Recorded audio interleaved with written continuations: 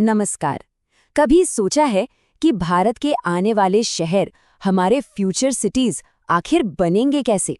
आज हम सरकार के एक ऐसे ही बहुत बड़े और मजेदार प्लान के बारे में जानने वाले हैं जो हमारे शहरों की पूरी तस्वीर ही बदल सकता है। तो चलिए इसे समझते हैं। 1 लाख करोड़ रुपए। जी हाँ, बिल्कुल सही सुना। ये इतनी बड़ी रकम है कि सोचकर ही हैरानी होती है। तो सवाल ये उठता है कि सरकार इतने सारे पैसे का आखिर करने क्या वाली है। चलिए इसी सवाल का जवाब ढूंढते हैं। तो सबसे पहले ये समझते हैं कि इसकी ज़रूरत ही क्यों पड़ी। देखिए, हमारे शहर एक बहुत बड़ी चुनौती का सामना कर रहे हैं।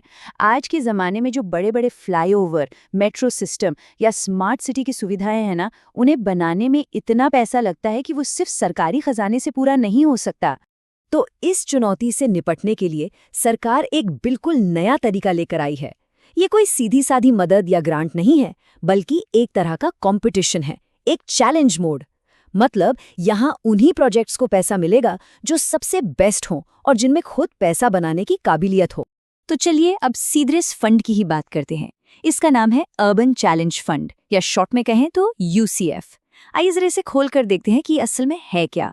अगर बिल्कुल आसान भाषा में समझें तो यूसीएफ केंद्र सरकार की एक नई स्कीम है। इसका काम है शहरों के बड़े और असरदार प्रोजेक्ट्स के लिए पैसा जुटाना, लेकिन इसमें सरकार और प्राइवेट कंपनियां दोनों मिलकर पैसा लगाएंगे। और हाँ, ये कोई 2-4 साल की छोटी मोटी योजना नहीं है। ये फंड 2025-26 में शुरू होगा और 2033-34 तक चलेगा। इससे पता चलता है कि ये एक बहुत लंबी, एक लॉन्ग टर्म सोच का नतीजा है। अब आते हैं सबसे मजेदार सवाल पर। आखिर ये पूरा सिस्टम काम कैसे करेगा? मतलब पैसा कहाँ से आएगा और प्रोजेक्ट्स तक पहुंचेगा कैसे? आप देखिए, यहीं पर खेल दिलचस्प हो जाता है। केंद्र सरकार किसी भी प्रोजेक्ट की कुल लागत का 25% देगी, लेकिन सबसे बड़ी और जरूरी शर्त ये है कि कम से कम 50% पैसा शहर को खुद बाजार से उठाना होगा, जैसे बैंकों से लोन लेकर या फिर अपने म्यूनिसिपल बॉन्ड्स जारी करके। इसका असर जबरदस्त होने वाला है। उम्मीद है कि केंद्र सरकार का ये 1 लाख करोड़ रुपए का शुरुआती निवेश अगले 5 सालों में कुल मिलाकर 4 लाख करोड़ रुपए तक का इन्वेस्टमेंट खींच लाएगा। मतलब सरकार के लगाए हर 1 रुपए पर मार्केट से 3 रुपए और आएंगे। सोचिए कितना बड़ा मल्टीप्लायर इफेक्ट है ये। तो अगला सवाल ये है कि इस पैसे के लिए कौन कौन से शहर अप्लाई कर सकते हैं? क्या ये मौका सिर्फ बड़े बड़े मेट्रो शहरों के लिए ही है? आइए देखते हैं कि कौन इसके लिए एलिजिबल है। देखिए, जो मेन फंड है उसके लिए 10 लाख से ज्यादा आबादी वाले शहर, सभी राज्यों और केंद्र शासित प्रदेशों की राजधानियां और 1 लाख से ज्यादा आबादी वाले बड़े इंडस्ट्रियल शहर सीधे सीधे मुकाबला कर सकते हैं। यानी देश के जो बड़े इकोनॉमिक और एडमिनिस्ट्रेटिव सेंटर्स हैं वो तो इसमें शामिल हैं ही। लेकिन कहानी यहीं खत्म नहीं होती। अच्छी बात यह है कि छोटे शहरों को भी नहीं भूला गया है। उनके लिए खास तौर पर 5,000 करोड़ रुपए का एक अलग से फंड बनाया गया है, ताकि वो भी मार्केट से पैसा जुटाने की इस दौड़ में पहली बार शामिल हो सकें। और ये होगा क्रेडिट रीपेमेंट गारंटी स्कीम के जरिए। अब इसका मतलब क्या है? सीधा सा मतलब है कि जब कोई छोटा शहर लोन लेने जाएगा तो केंद्र सरकार उस लोन की गारंटी लेगी।